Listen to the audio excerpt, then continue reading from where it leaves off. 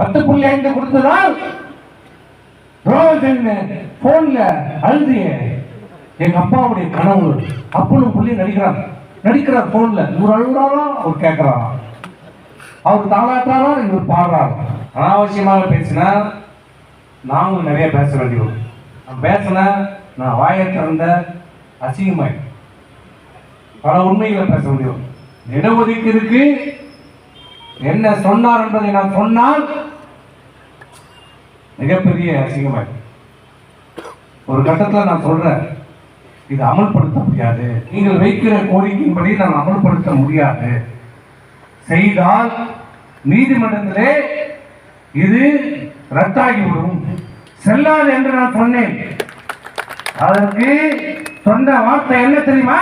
அதை பற்றி எனக்கு கவலை இல்லை, போனா போட்டோம், நீ அறிவி. அப்ப என்ன அர்த்தம்?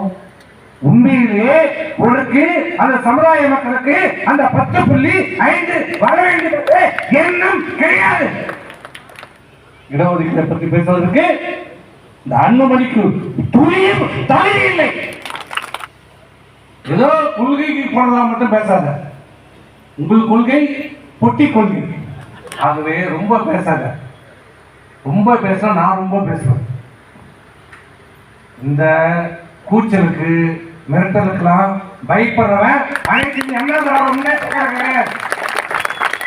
எல்லாம் பார்த்துட்டு தான் இந்த 52 ஆண்டு காலமாக இந்த அனைத்து முன்னேற்ற